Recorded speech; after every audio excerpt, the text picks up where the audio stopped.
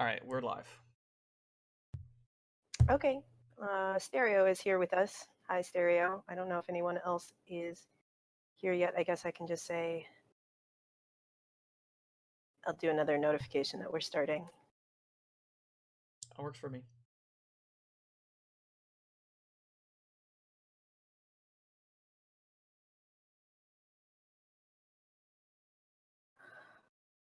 Okay. So I think the two questions we were going to try to cover today, if we have time, and I would like to keep it under an hour if we can. That'd actually be sweet.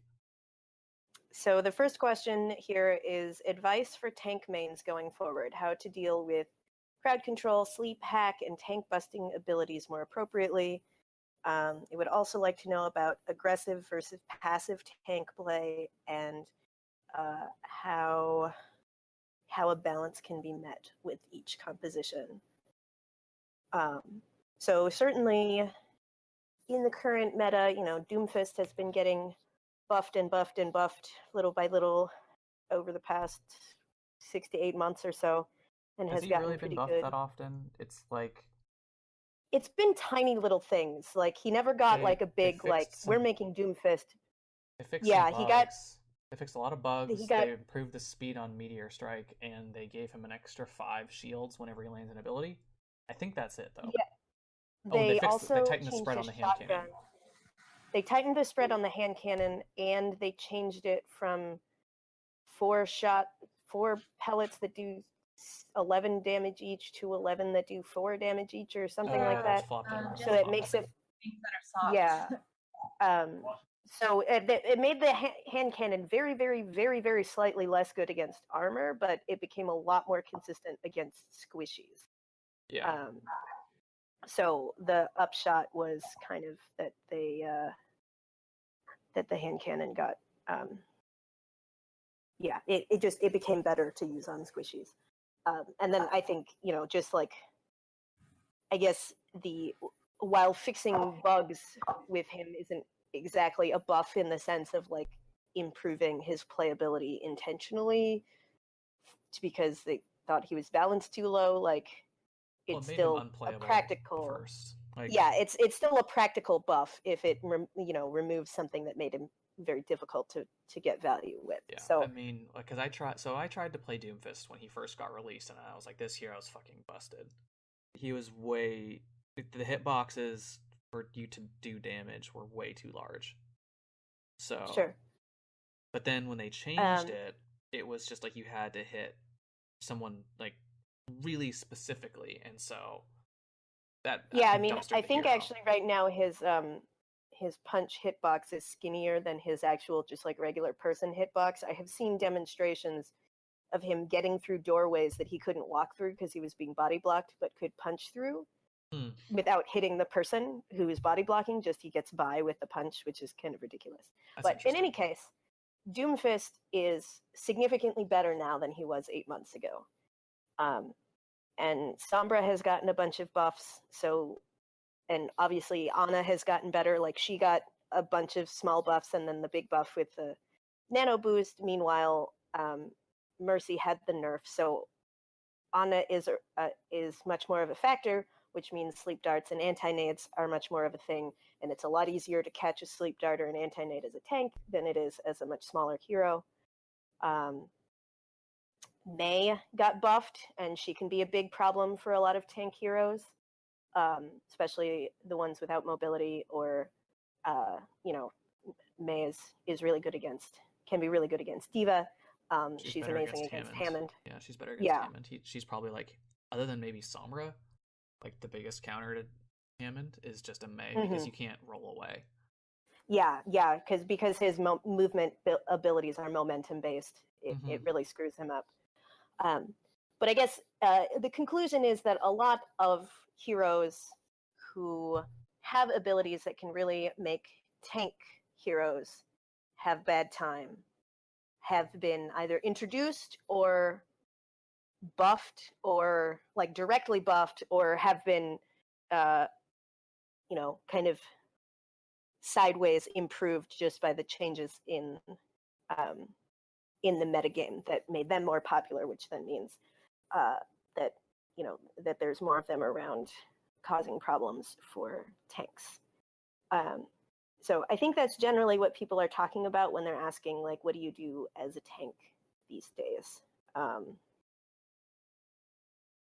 So maybe it would make sense to just go over the tanks one by one, or do you want to talk about them more generally? I think that how they handle CC abilities differs by hero. Sure. So maybe we go in order and try and run through them quickly. Yeah, let's start with the main tanks. Yeah, I think that's like the biggest the biggest thing that people want to know about is like how are main tanks affected, because they're the ones, right. And what it really boils down to is Reinhardt. Like, because Orisa has Fortify, so she has the anti CC, so it doesn't bother her as much, and she also it does mean that you get punished way harder for misusing Fortify. That's true. Just because there are so many more ways. But at least she has an ability that will. Yeah, like, for sure. Get at, but like, you do have to be more careful. Yeah. About using it than you used to, because there are so many more ways that people can punish you for not having Fortify now. Yeah, it used to be. I'm not as much of an Orisa player, but it used to be the only thing you really had to worry about that much of CC wise was a Reinhardt pin, and and it was like that was like, all right, so the Reinhardt v Orisa battle was like save Fortify for pin. So because then you just stop him flat and just shoot him in the face. That's definitely something that, I'm someone who plays a lot of Orisa, and playing into a Reinhardt Brigitte as Orisa can be really difficult because I can't use the Fortify to prevent the stuns from Brigitte. I have to let her stun me, because if I do use the Fortify to deal with the stun, then I get pinned, and the 50 impact damage plus 300 wall damage takes me down to 55 health. And so, even though it's not an insta kill, it may as well pretty much is, because it's one swing after that. Right. So that's definitely something that is a point of difficulty. Although, as Orisa, the way you probably want to deal with that is just not be playing in a place where it's easy for. If you've let the Reinhardt get into a position where he can pin you, because most Reinhardts won't charge from downtown, basically, that's the quickest way to die. Generally speaking, you've already lost the fight because you don't have the space. Because Orisa works well with space. And if you let the Brigitte Reinhardt just close on you, you have a bigger problem anyway. Yeah, definitely Orisa wants to be using, like, Fortify is your most precious defensive ability as Orisa. So any opportunity you have to use something else to avoid having to use Fortify so that you can keep it for an emergency situation later, you want to do. So, like, using your halt to keep people from advancing as quickly, using cover and tactical retreat into new positions to force people to continue to come at you along long sight lines where you can wear them down with your gun before they get to you. All of those things are good ways to kind of handle those CC concerns, especially when it comes to Ryan Brigitte. And if they're playing Ryan Brigitte and a Lucio, then you probably should just pick something else. I wouldn't recommend picking because Orisa they're going to be able to out-rotate you. And yeah, because if you're running Orisa into Ryan Brigitte Lucio, I'm losing your audio a little bit. Hopefully that's still coming through on your side. It might be a my end issue. Can you hear me? I'm going to take that as a negative ossified.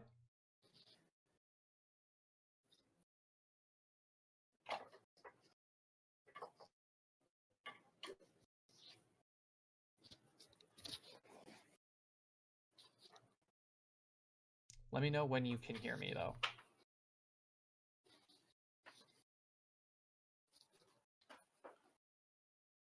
Still nothing. Okay. Hi, I can hear you again. I'm relocating. I think my connection is a little bit not great. Okay, that's fine. But you said some very smart things while I couldn't hear you. I don't know about that smart. I didn't say a whole lot.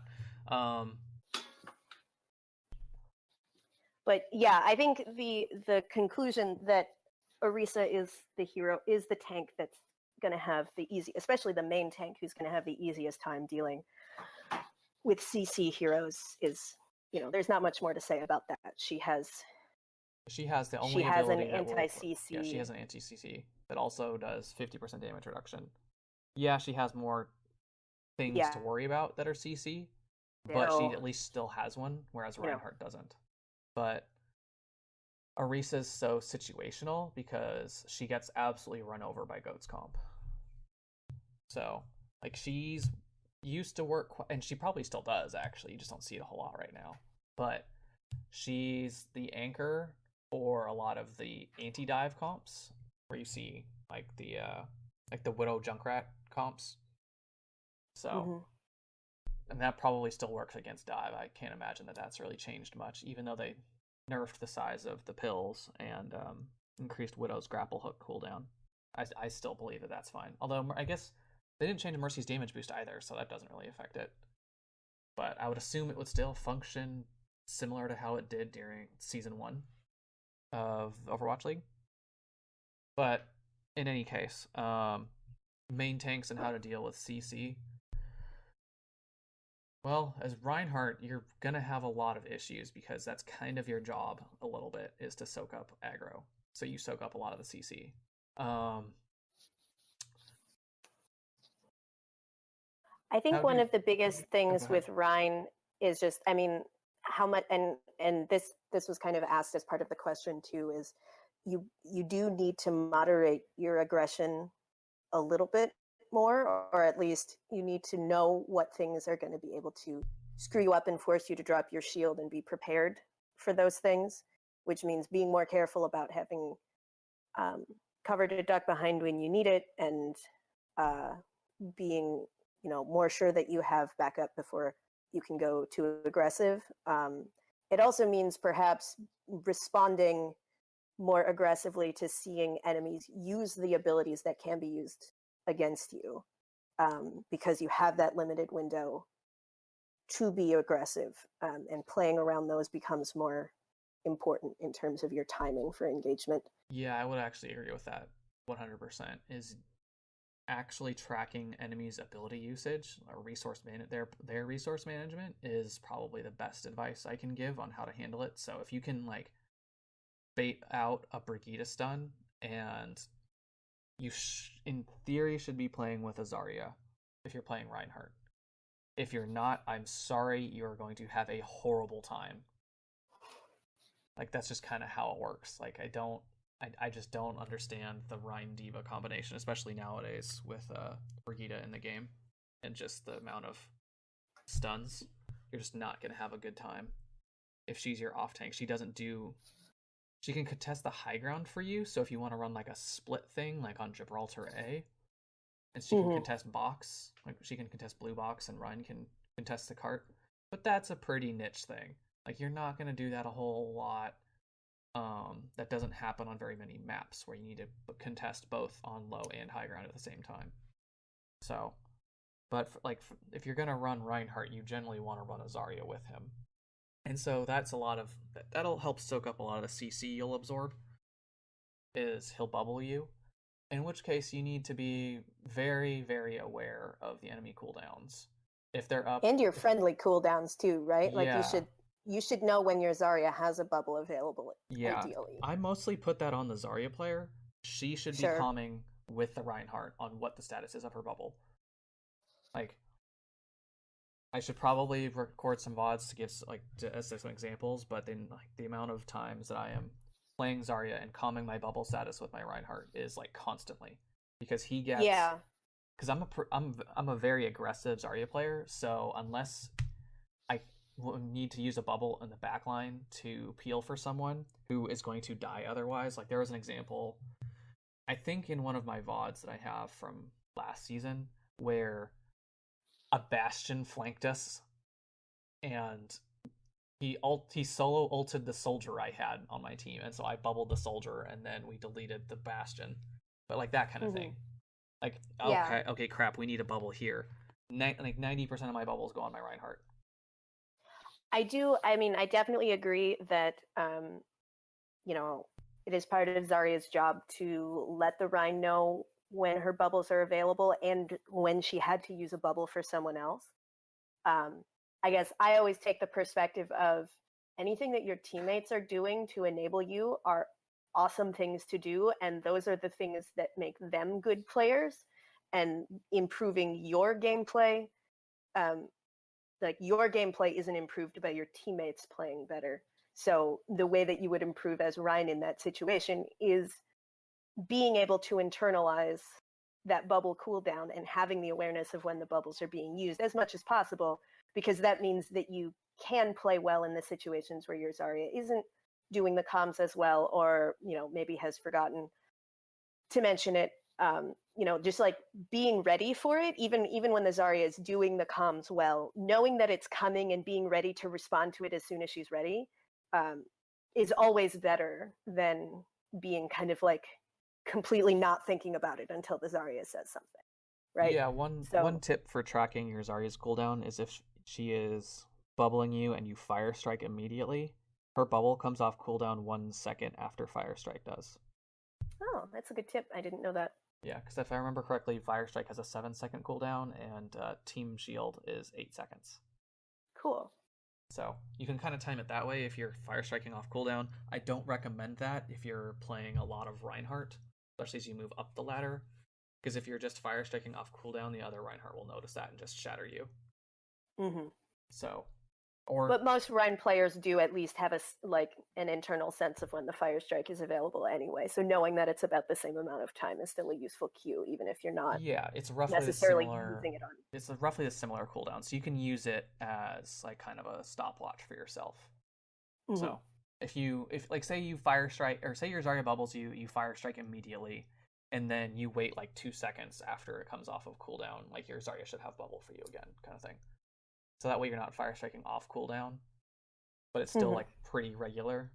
That way you'll know like your Zarya has bubble, kind of thing. Makes sense.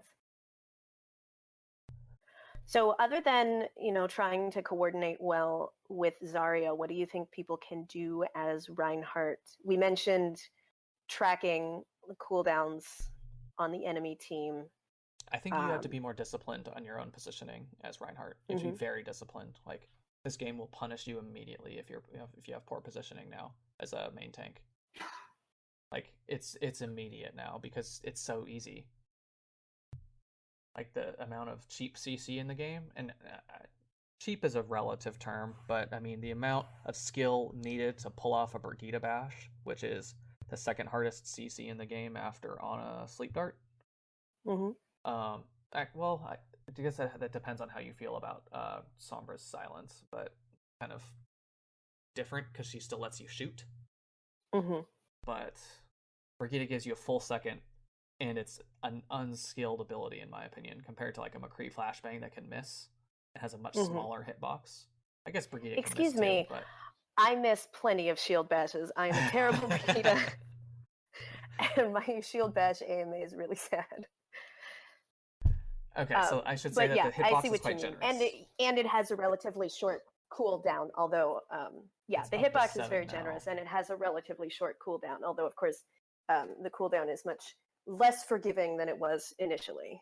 5 seconds was insane before. I don't know how they thought that was balanced. I really have no idea. Did they do any playtesting with this hero? Like, internally? Like, 150 permanent armor with...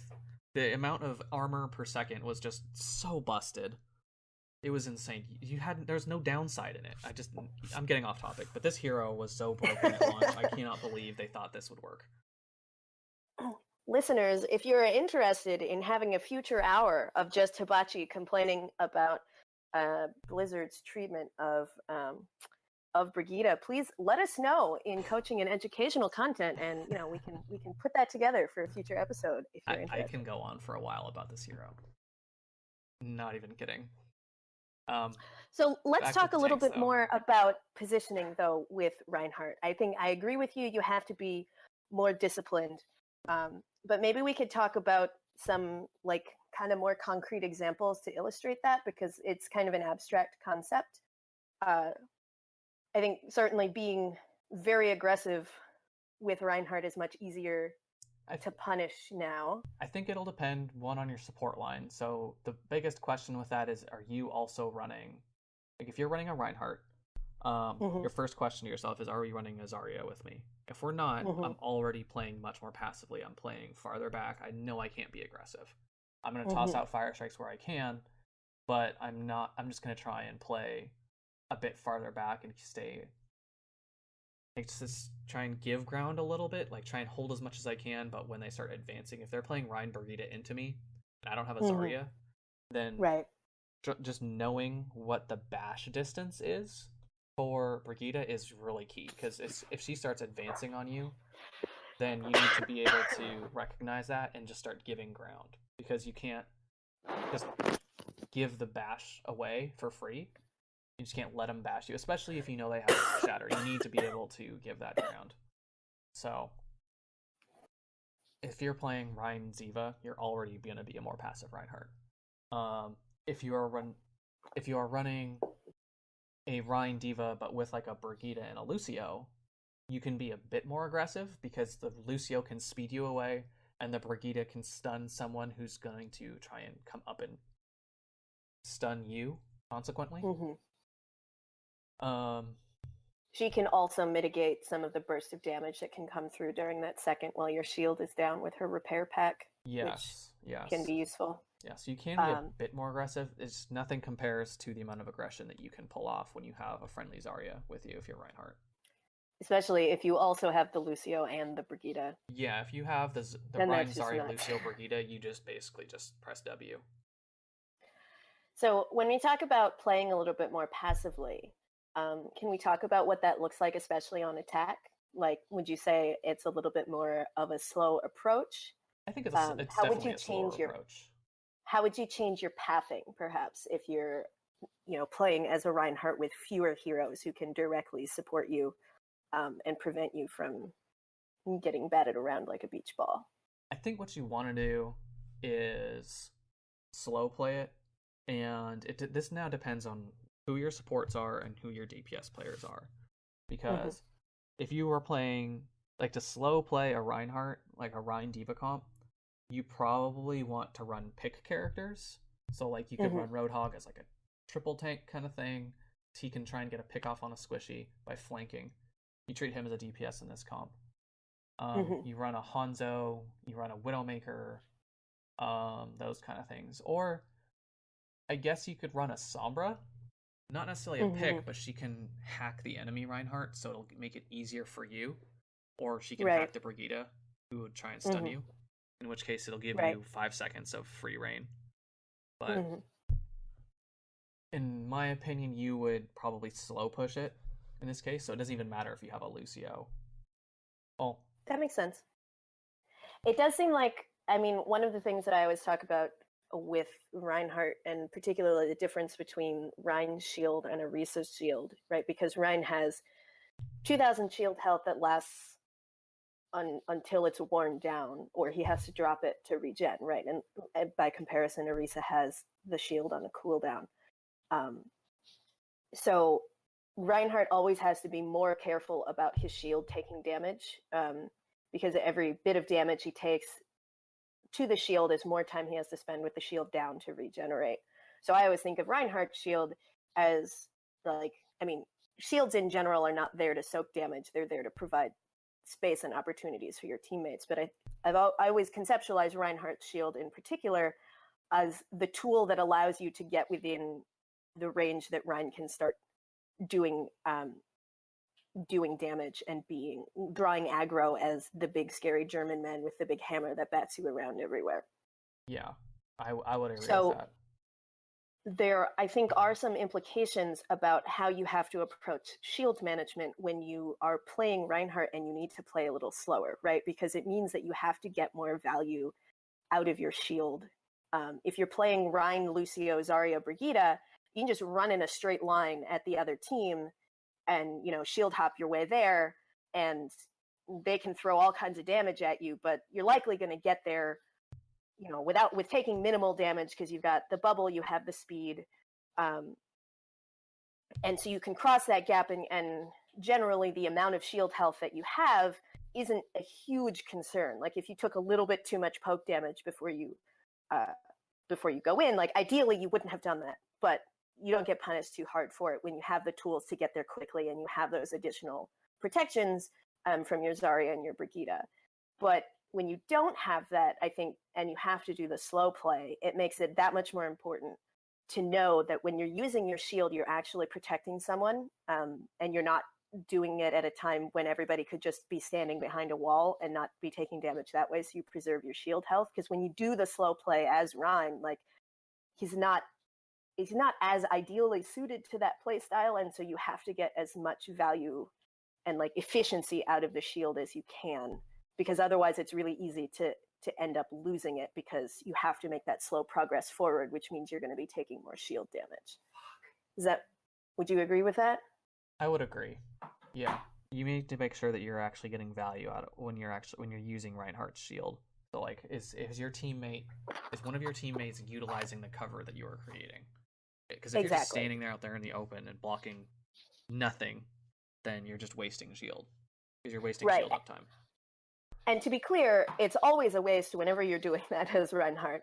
But when you're playing into a CC heavy composition and you don't have the means and the help on your side to deal with that effectively, you're going to get punished a lot harder for poor shield management. So, you can think of it as, oh God, they're breaking my shield, or you can think of it as an opportunity to really make sure you're learning your shield management. Yeah, what you're doing is you're trading resources at that point.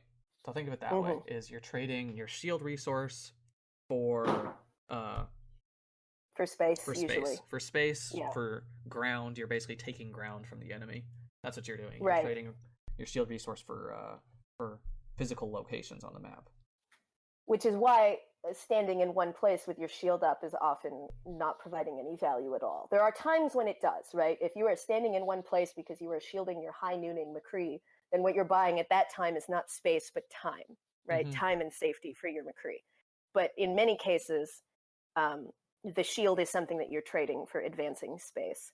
And the slower you have to go, the higher the cost, like the higher the damage cost per per meter of space taken. Mm-hmm. So the slower you have to play it, the more precious that shield HP is, because the less far it's going to get you. Yeah. As far as I see tank busting abilities. I think that the real tank busters in this game, who would you actually classify as tank busters? Like Mei, and then Doomfist. Mei, Doomfist is definitely problematic. In the mid ranks, Reaper can really be a problem. I know he's not as garbage the higher up you go. In higher ranks, yeah, but he's in Reaper is really, really good at punishing out of position tanks, which are Legion in mid and lower ranks. So I would put him in that category, at least for the mid ranks. I think that's fair. That's fair enough. You just normally don't see him because he gets dumpstered by the long range damage dealers. Like, he's so slow and clunky and loud, and you see him coming, generally speaking. It's just he's not as prevalent. He's so underwhelming, especially for those of you who don't play on PC at all. He is so underwhelming on PC. It's not even funny. Like, he's better on console because people don't aim as well, but on PC he's terrible. Like, he's really his range restriction is a bigger deal. Very noticeable. Yeah. And the biggest issue is that Widowmaker is so good, because I mean, she dumpsters him. Like, how's he supposed to get to her? He can't. He legitimately can't. I mean, the only way that you can play Reaper successfully into a Widowmaker is simply to avoid her sight lines, and then that can be really restrictive as to where you can go. Yeah. If you do want to learn how to play Reaper in high elo, I would recommend watching Spirit. Spirit's got like a one-trick Reaper account that he's constantly places like top 50. So wow. It's actually really impressive. So check him out if you're interested in high-level Reaper play. He's just not a character I play. Yeah. So in as much as heroes or tanks The tank busting. dealing with the tank busting. Like, I think one of the biggest things is like just like if you're Reinhardt, you gotta swing at him. Mm-hmm. Like I know it's hard, like when you're going up against a Mei, but if you can get 2 swings off on her when she's closing the gap on you, like when she's freezing you, I know that you can try and like slow the freeze down and such. Mei's tricky, but you have to like try and force out cryo freeze. If you can force out cryo freeze, like if you can do like the hammer fire strike combo on her before you get frozen, you might actually force her to pop cryo freeze. And then you can time your charge so that you get her right when she pops out of the cryo freeze and kill her, and that feels so good. That does feel good, but good Meis don't actually let it finish. Yeah. So they'll just pop out early. Because cryo is like a big signal like, hey, come kill me. So normally it's like, give me a little bit, or to like bait out someone else's ability, and then you hopefully can retreat. Because they aren't quite expecting you to pop out, because you can choose when to pop out. And hopefully your supports will have noticed you by then.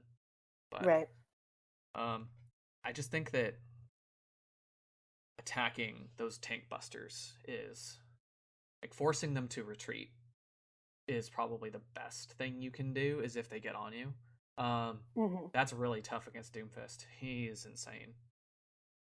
Like, this hero is, he lands 2 abilities, and I don't know how. Sometimes I wonder how you kill this guy. It's like actually nuts. Like, people have gotten really good at Doomfist.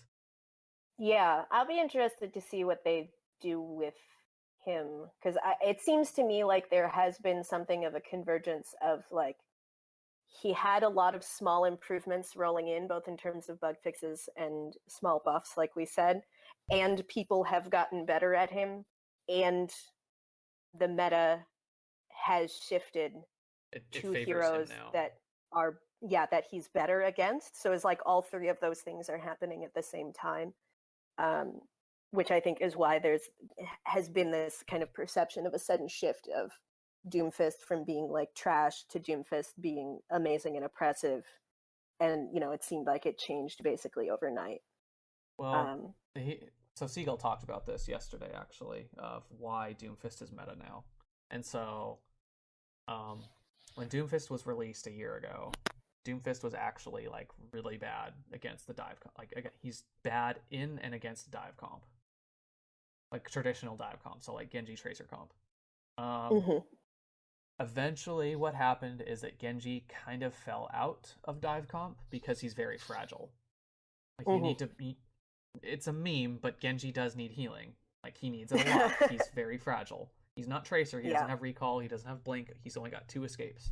Tracer's got 4. Like, immediately she's got 4. So she's very independent, whereas Genji generally plays with the team more. He does the scouting. He needs the orb constantly. He needs the help. So they eventually replaced him with Widowmaker, and so you saw the Widow Tracer dive a lot in Overwatch League. Well, in Stage 4, they released Brigitte. Always comes back to Brigitte, and now Tracer's absolute garbage. Like, you don't see people play Tracer anymore. Like, she's terrible. Like, in pro play, she's actually terrible right now. Like, she takes so much work to get value, because someone's like, oh, they have a Tracer. Alright, I'm gonna play this hero. Swap. Oh, Tracer, I'm just gonna sit on my Ana now, and I'm just gonna sit near her and play backline. And she can do literally nothing. Like, so your Ana gets free reign. Your Tracer cannot approach at all in high level play. So you get Brigitte. So who does Brigitte enable? Tank play. And so who is Doomfist good against?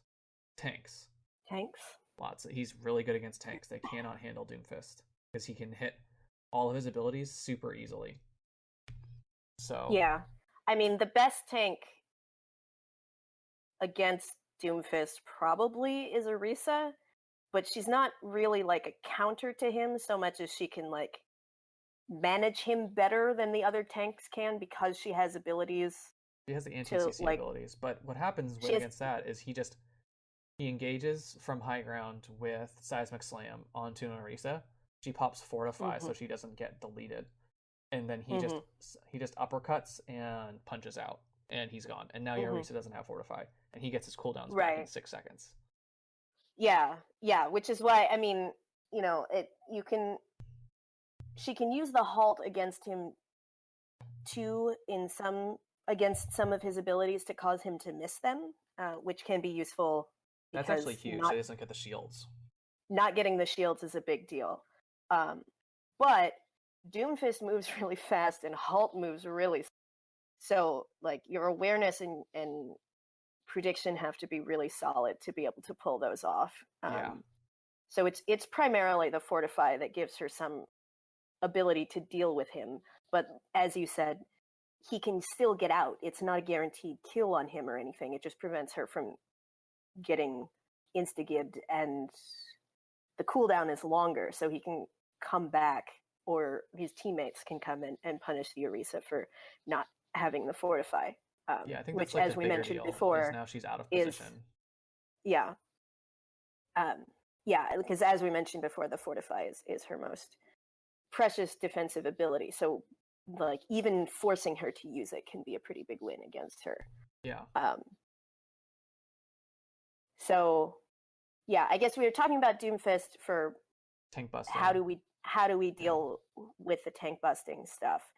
I think what you mentioned about, you know, being aggressive on them and not letting them have free reign is good.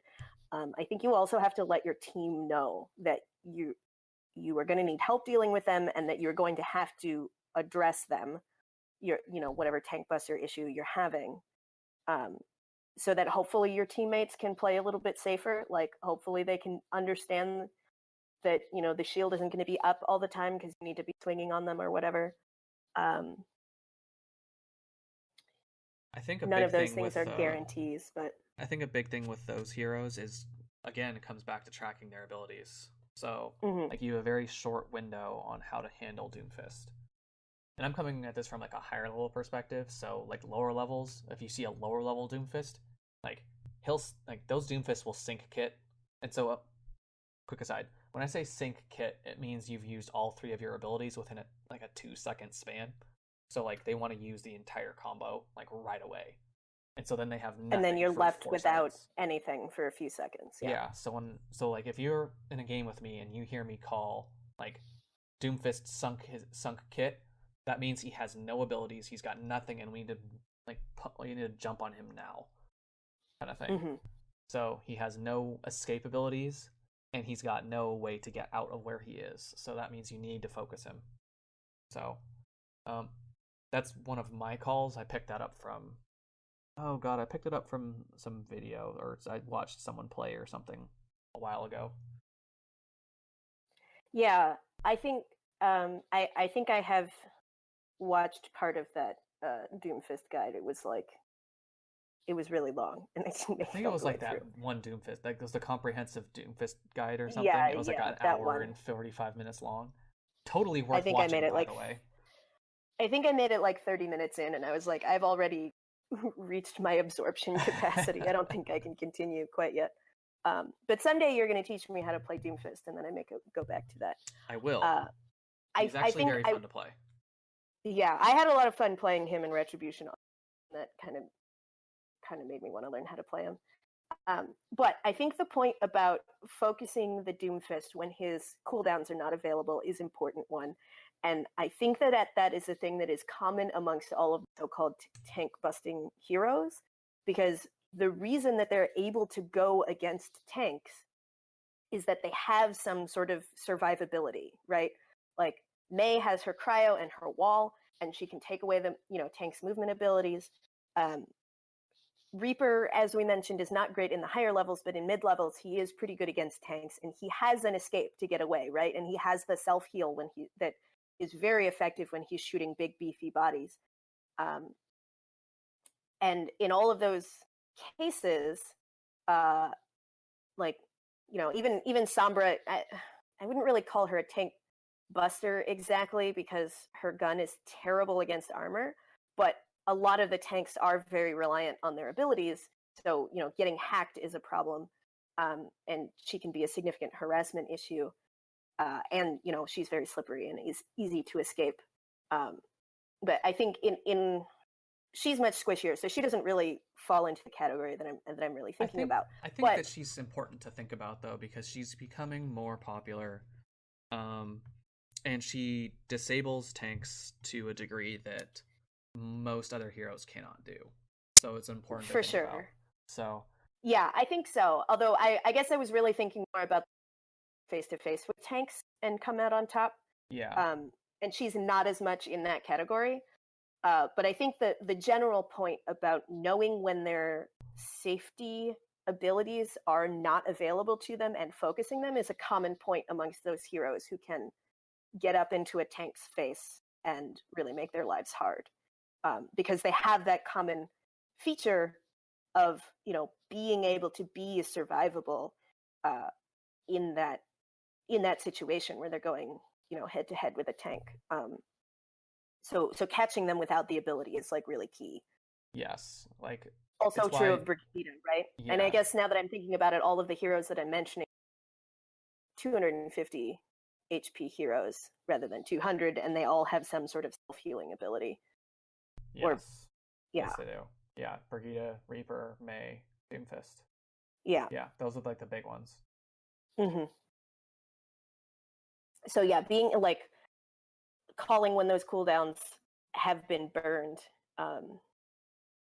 and really driving the focus on those heroes and them up, while they don't have those defensive abilities available to them is super key.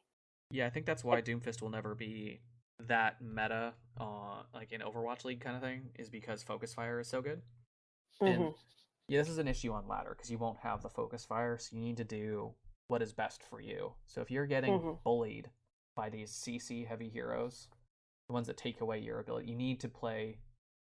You need to realize you can't be as aggressive unless you being aggressive enables your team to win and make plays. Mm-hmm. So that's kind of a fine line to walk where you have to be able to recognize when sacrificing yourself is the right play to make. So, like, Yeah, it's usually not. it's usually Like, not, but like here's an example is like your Genji has Blade and you need to soak some CC for him. So like you need to make sure he doesn't die. So if you're playing Monkey, like you need to go in and try and like you need to soak the bash from Brigida. You need to dive on a support. mm-hmm. Like let's say they're running like an on a Brigida support combo. So your Genji has Blade, and like if you can jump in and bubble the Ana and block her dart and force out the bash from Brigida, then you've basically won the fight because they have no way to counter Genji Blade now. You just the pincushion. You have to be the pincushion basically. But it's Yeah. like it's stuff like that where you have to recognize that like, this is the correct play. I am going to die, but I have made the space and drawn enough resources that one of my teammates can make and finish the play, kind of thing. Mm-hmm. Which is really Which hard in is the moment, and it's like not an easy thing to do. So I yeah, and that's don't something think where I'm you making really as ought light to of have this. something specific in mind. It's not a like I'm gonna go in and die, but my teammates are gonna magically do this. It's like no, we have a very specific like we have these resources available, and we are going to execute this play. And me sacrificing myself now will enable us to do that. Yeah, Um, if it don't just if it's charge as not that Reinhardt. specific, Don't just charge as then Reinhardt and be like, I made space, guys. Why didn't yeah. you win? Um, Speaking of Monkey, though, let's talk briefly about Winston because we haven't talked specifically about him with regard to crowd control, and tank busty heroes, and then maybe we can briefly talk about the off tanks. Yeah, that's fine. I think that's a good idea. So Winston obviously can be very vulnerable to like the stun coming in, and sleep potentially if the Ana is good with the sleep. I think again, especially with Winston, anticipating like having again, we're coming back to the cooldowns and tracking them, but also Winston has the ability to block some of the things that would cause him problems. Not so much the shield bash, but potentially the whip shot, definitely the sleep dart or the nade. Um, that comes down to some practice and prediction, right? To know when to throw the bubble in the air, to block that sleep dart when you're going after the Ana or whatever. So one thing I would recommend if you try and engage on to an Ana, Mm-hmm. I recommend this in general, but if you can engage on the backline without using your leap, Mm-hmm. that's one of the best things. Or like, so I was playing on Ilios the other day, and I was playing Winston, and it was probably the best Winston game I've played in like a long time. And but just in if you're so I think this is well the death pit, the one that has a death pit in the middle, is that well? Well, yeah. Yeah. So as Winston, I was trying to engage on their Ana McCree backline, Mm-hmm. and the best thing that I think I did in that situation was that I would jump on top of the high ground on tower, and then I would wait for my On leap the cooldown. windmill. Yeah, where the Mm-hmm. windmill is, that high ground. And so I would just wait up there, and I just wait for my leap cooldown to come back. And I'd kind of wait a little bit and slink a little bit and just see how distracted their backline was. And as soon as I thought they were distracted significantly enough, I would just fall down and just start.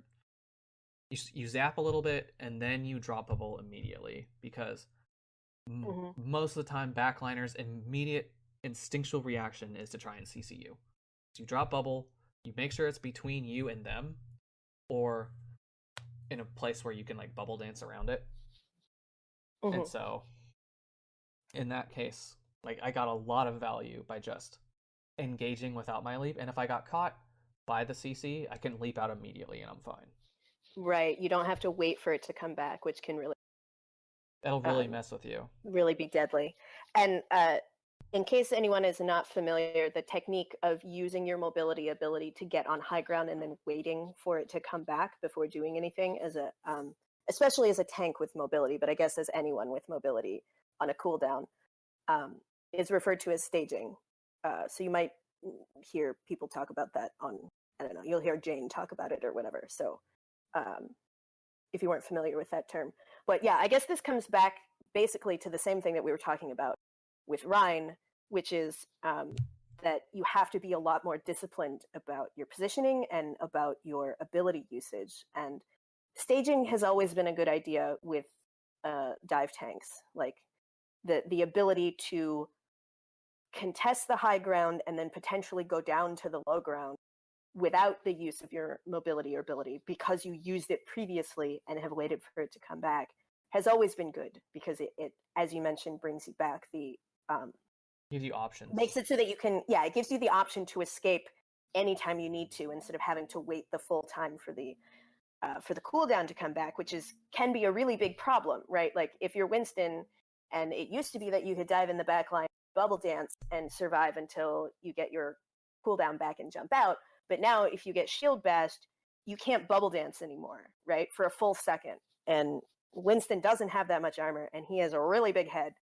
Um, and so, you can get melted pretty quickly if you aren't able to make full use of the damage mitigating ability of your bubble or of cover or whatever.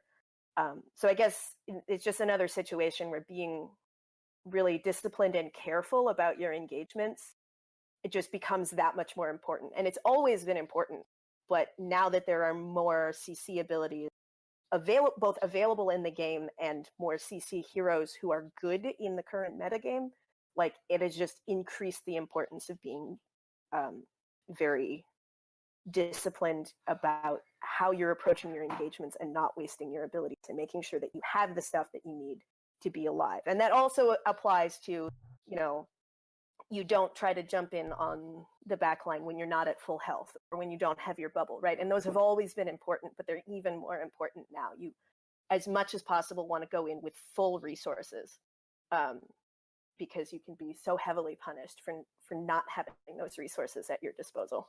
Mm-hmm. Yeah, it forces you to be so much more strict and disciplined with how you play. And I think that knowing how to toggle between defensive and aggressive play is really important. Mm-hmm.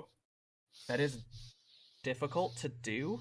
I am not saying that I am that great with it, because I think a lot of it comes down to how much faith you're placing in your backline and how much you Mm-hmm. need to play defensively. Whereas, like, if you want to play defensively, you want to probably play as a tank, like a bait style. You want to bait your backline into being jumped on. Mm-hmm. And so like, as Reinhardt, you might actually want to kind of step aside to give the other Reinhardt a free shatter on your backline if he's pushing you, so you can counter Mm-hmm. shatter him as right when he does it. So if you stepped aside and you're going to counter shatter. Now, Taking a little bit more of a counter punching style rather than the yeah, first puncher. Yeah. yeah. Whereas aggressive play gets generally punished now, which I think kind of sucks, honestly. Like, being very aggressive can get you punished very easily in this game now, which I guess is good and bad. Actually, I should say it. You can't just again, unless you're playing goats, press W to win. But Mm-hmm. you can't just pull off those season 5 Winston dives on someone's backline and just be like, haha, look at me. You can't kill me because Diva has 4 seconds of Matrix and I have a bubble. Good luck destroying us. And people just died because you can just zap Yeah. them. I mean, I think I have heard the distinction made, or I mean, people also often talk about aggressive versus passive tank play, and I actually kind of like to think about it as being the initiator versus the reactor, right? Because in the situation that That's you a good way of described, thinking where you about it. kind of Yeah. bait the enemy Reinhardt into shattering, and you sidestep the shatter and counter shatter him, Yeah. you're not being unaggressive, right? You're just trying to put yourself into a situation where you draw the other person into a vulnerable position and then you aggress, rather than trying to force them into a vulnerable position and potentially putting yourself in a vulnerable position. So, when we're talking about all of the crowd control and stuff, we're usually talking about the red team's crowd control, but probably your team has crowd control too. So, thinking about ways that, like, actually, what is the blue team crowd control that I can make use of, and what are ways that I can play to invite the enemy tanks to be punished by my by my team's crowd control, um, by inviting them to be overly aggressive and taking advantage of that, um, or inviting them to commit too hard and to initiate um, more than their team is able to back them up, is a legitimate way of playing. And I don't like. I always feel like passive doesn't quite capture it, because it's not like you're just standing there. You're waiting to respond to what the other team is doing, and this is a huge way. Also, I mean, we're talking about Reinhardt, but playing as the responder um, is a huge, kind of whole segment of playstyle for Winston as well. Yeah, I was gonna say, if you want to look at more of a, I guess, reactive style of play, especially so for Winston is probably the best reactive tank, other than, well, I guess Arisa, but she is so passive that's like her only play style. I'm sorry, Yeah, Aussie. I mean, her whole thing is about avoiding damage and responding to what you're like. Yeah, she plays keep away, basically. Yeah, She plays keep away, and it takes you forever to do. you just can't Walk through all ever. these open Yeah, sight lines to get to her, and she has a million abilities, and she forcibly removes you from the place where you wanted to be. Um, yeah, she's very, her entire playstyle is built about being reactive. But Winston, I think, he's the most dynamic reactive tank that we have. And if you want to see this in action, probably go watch some Nixel VODs from season 1. So NYXL in season 1, and especially stages 1 through 3. Stage 4, they kind of dropped off a bit. They really struggled. At hashtag sandbagging. Thanks, Monty.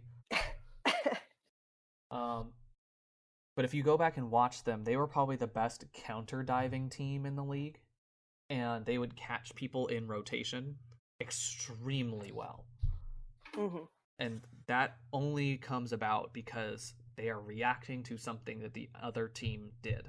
They're very, very they what they'll do is they will frequently they did this on occasion, and Siegel mentioned this once, but he meant, and a good example is Siegel mentioned he had an opener on King's Row, and as an aside, an opener is like if he sees something, he is allowed to go and make that play. And so his opener was that he would go through hotel on King's Row attack, and if he saw someone, he can go solo dive them. And he walks through hotel, and he just sees Jonak just sitting in the window, like, you know, the classic widow perch that's above the point there. He just sees Jonak just standing there, and he's like, why in the world is Jonak just sitting there? This is odd. Why would they just do that? And I think he said he flew up and didn't land in the window, but he looked at the window, and Libero had put a trap there, and he was standing in the hallway.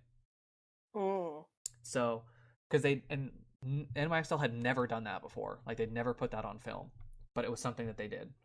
But they somehow knew that they could try and bait Siegel into doing that, and Siegel didn't fall for it.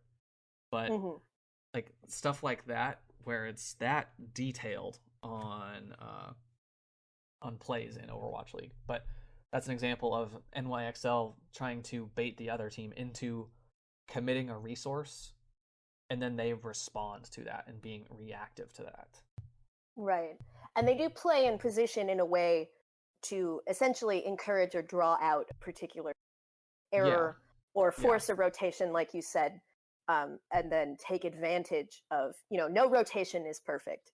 And in fact, on ladder, I'm always concerned about situations where we try to set up in some aggressive place and have a plan to rotate back, because the rotation is always messy. It never works out, because someone tunnel visions and they forget, or they didn't hear something, and the plan falls apart.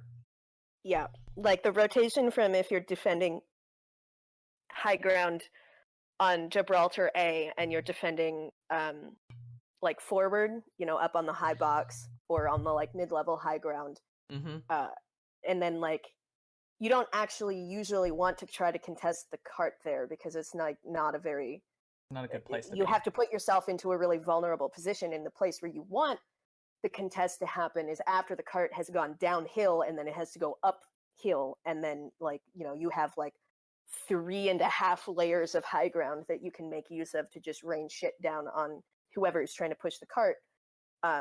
Yeah, if you want a good example of that, like, actually, about a team screwing a rotation up on Gibraltar A defense, you can actually go watch my VOD from the last scrim, because we jacked that up. Yeah, that rotation, like it's really hard to convince anybody on the ladder to start just in the back position and not even try to do any poke damage. But like, if you fuck up that rotation, you pretty much have to give up point A, right? And just try to set yourself up to defend point B. Which is already hard, because of forward spawns at Gibraltar are like the worst in the game. So. Yeah.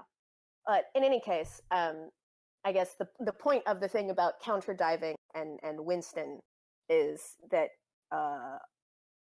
one of the ways that you can deal with the potential, I mean, you mentioned, on well going up onto the windmill high ground, and then kind of going over and looking at when their backline is distracted, and dropping staging down on them so you could jump out.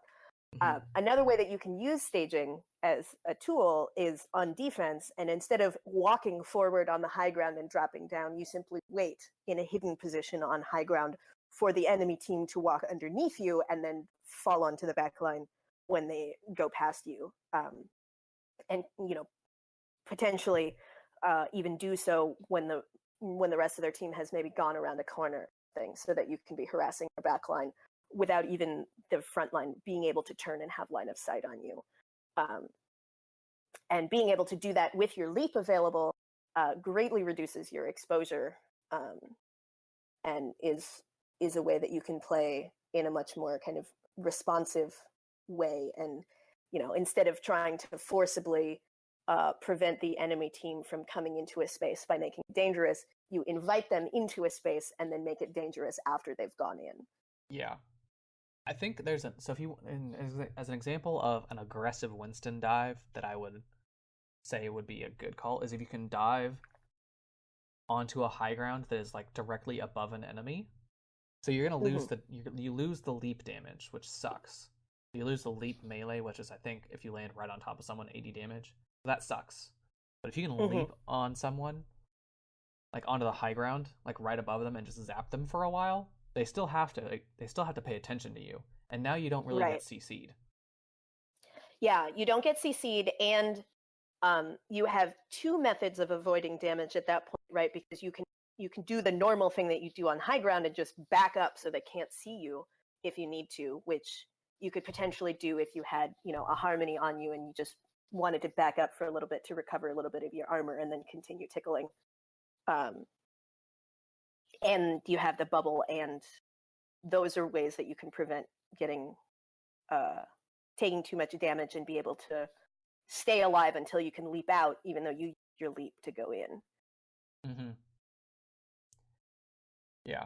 That's a good point, though, about... that'd be an example of like an aggressive play, but a safe one.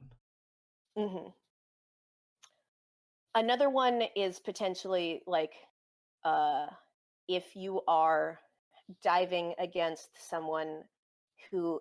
against a team who's set up on high ground, and there's like a little bit of a lip and you can land below them, you can do the thing where you land on the team and get a bunch of the landing damage and then immediately kind of just back up and drop away when you need to, because that also takes you out of range for a lot of the CC abilities, because you're going around a corner in the other direction. Yes, so I would. That's the only thing I want to caution people on is to check if they have a Junkrat first. Yeah, then if they have the Junkrat and you land in the... You'll land on the trap, like, because that's like one of the big things with like running bunker comp into dive with Monkey is you just put a trap at your Orisa's feet, because the Monkey kind of has to jump on the Orisa because that's the only place to go. Right. And yep. So Yeah. So that, I mean, it's not foolproof, but that is another one of the ways to sort of use a high ground corner, basically, like the corner of the edge of the high ground, as a way to gain some safety. Yes. As Winston, but from the other direction. Yeah, you'll just be under them and they can't shoot you. It's really obvious on like King's Row. I keep going back to King's Row. It's such a great map. But you see the Orisa hold on high ground there in Overwatch League, and like the original classic Goats push was to speed boost around. So if you're coming from offensive spawn, if you would speed on the left side of the statue, and you just go right underneath where they're setting up, and you just set up on point underneath them, so they can't shoot you. And someone has to drop. So that would be an example of that. Yeah, and you could do the same thing on Anubis potentially as well, if everybody is set up on that high ground, because there are those rooms that your backline could be in, and you could be contesting... on Treehouse. If they're running you can be contesting the point with basically just your Rhine's like toe on the point and the shield, and then everybody else is safe in that room, and you force them to come down to you, and if they come down one by one, then your team can take advantage of the temporary 6-on-2 or whatever. I don't think that works quite as well on Anubis, because if you teleport yourself up there and you look down, actually, if Reinhardt is standing on the point, you can actually shoot his head. He can tilt his shield up enough that it... I guess if he wants to, yeah, but... Yeah. It's not as reliable, but it's the same... It's the same idea, but yeah. So, possible, but it's difficult. Yeah. So it's been about an hour. Do we want to maybe just briefly talk about the off tanks? I think we've been talking about a lot of, and I guess I don't know where we put Hammond. Yeah, let's go over the non-traditional main tanks. We'll go with that. We'll cover those really quick, and then we'll sign off. How's that? Sure. And yeah, I don't think we need to go into maybe quite as depth, because there's a common thread to all of this, which is more disciplined aggression, more disciplined positioning, and um, tracking whatever the abilities are. Screw you up on the hero that you're on. Yeah. I think maybe we can knock one of the heroes out, because one of the heroes we have to talk about is Roadhog, and maybe just no for the time being. Like, if you're a really good Roadhog player, you can do okay with him in mid ranks still, but I still see people pull him out in higher ranks, mostly because it's like he gives you so much more agency as a hero that you feel like you're doing more. I disagree with that, since you're feeding constantly. And trust me, he's the hero that feeds the most on every team. 100% is the Roadhog. The second closest is D.Va. D.Va's feed 100%. Like, it's hard to not feed as D.Va, actually. Well, I mean, if you think about it, you're always feeding on every hero, and the question is, how much value are you getting fed, right? Yeah. So it's always been a tricky balance with Roadhog, because he has so little ability to prevent damage from happening to himself. He has to play corners. He 100% has to play corners. That's the only way to do it. So. Yeah. I mean, to playing handle corners. Yeah, to handle CC as Roadhog, basically don't go after Ana, because she just screws you up. Her hitbox is so tiny, you can't one-shot her with hook combo. It won't work. Like, you can't kill her unless you do damage first. And her hitbox is so wonky that's that technically true. But you can't one-shot her? Yeah, you can. It's just tricky. If you do the hook and the step forward and you aim center and you get the primary fire and the punch, I'm pretty sure you can still kill her. I don't think so, but I don't play a lot of Roadhog anymore. Okay. Since he's See, bad. now I'm gonna test this. I'll get Stereo. We'll go into a custom game later, and I'm gonna try to. She's gonna try and kill you. She's gonna hook you over and over and over. Yeah. She's a hooker. No, she's not. Hey. I couldn't resist. I couldn't resist. But yeah, it definitely it's very difficult if you're not confident with it. Very difficult. Her crouch is really good. If you don't get the full combo off, she can nade you and herself, which means that you are now very vulnerable, and she's not going to die to you. And as Roadhog, like, even more, like, we keep harping this about like tracking the cooldowns, but like, as much as Brigitte is hard to work against as Roadhog, like, you have to know about Ana's sleep dart and her anti-nade as Roadhog, and you have to play those corners. Yeah, like, she makes Roadhog's day real bad. I would be hesitant to go like an aggressive flank with Roadhog if they had an Ana in the back line, because that just kind of really like she's the biggest counter to Roadhog in the game, I think, due to her hitbox, the anti-nade completely screwing up your vape ability, and the inconsistencies, shall we say, with the one shot with the hook. Yep. So. And if they're running an Ana and a Zen, you're just dead. You should probably swap to D.Va. That's always the answer, is why are you playing Roadhog? Just play D.Va. You can ask Khan about his experience playing Roadhog into Stereo and I as Zen during the duos tournament. I think he stuck on it for one life and then switched to Soldier. I wouldn't have even bothered. That's not even worth it. But yeah, so he's definitely in a difficult spot, because all of his abilities can be disrupted by CC pretty easily, right? Like, everything he does is channeled ability. He's very susceptible to CC. I will say, like, how to deal with Brigitte is she's going to be if she's frontline Brigitte, then you have to you're still one of the best shield pressure characters in the game. So you need to use your alternate fire to break her shield down, because it should not take more than a single magazine for Roadhog to like basically break her shield. Especially now that the shield has been reduced. Yeah, it's down to 500 HP. It's gotten easier. Yeah. So you need to be pressuring it. That's your best chance of keeping her away from you. Because if you let her get in close, then your shotgun will be harder to land, and she can just swing at you for free. Mm-hmm. And so, I mean, she does like the same amount of damage as like a Winston does, like DPS wise. It's about the same. I think it's around 60. So yeah, 58 or something like that. It's close. yeah, it's very close Maybe to it's that. 62. I don't remember. But yeah, I think probably generally as Roadhog with so much CC available, like as you said, his ability to do solo flanks is significantly reduced. You probably should just be generally playing further back. Like the hook is still a great ability. It's one of the best things against Doomfist actually is to hook him Yeah. out of his so while he forces movement upon his enemies when he lands his when he lands his different cooldowns with the seismic slam, since it forces you to come closer to Doomfist. Uppercut forces people in an upwards trajectory and you can't move.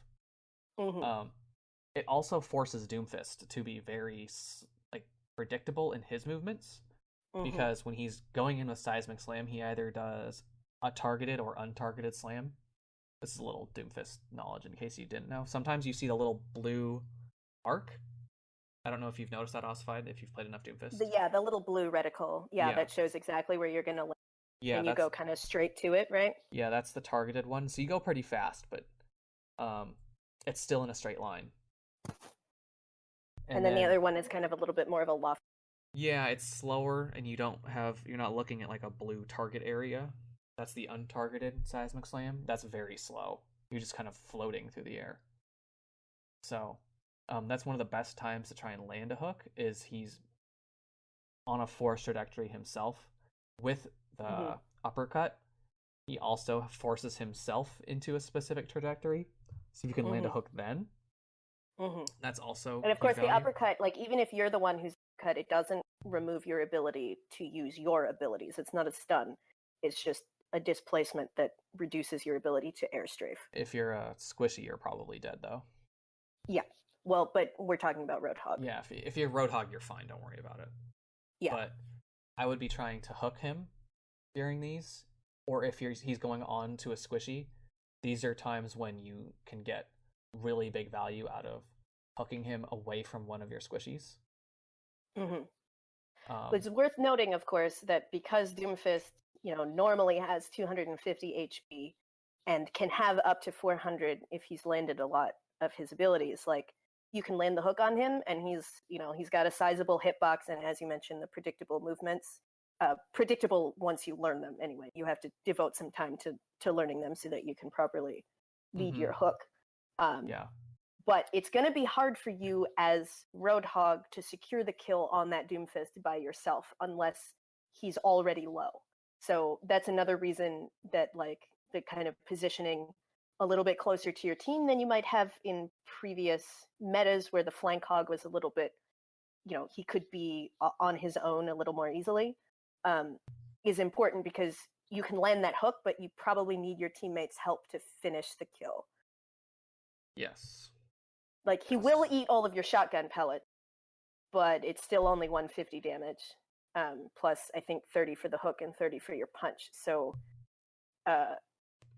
you need help finishing the kill. Yeah.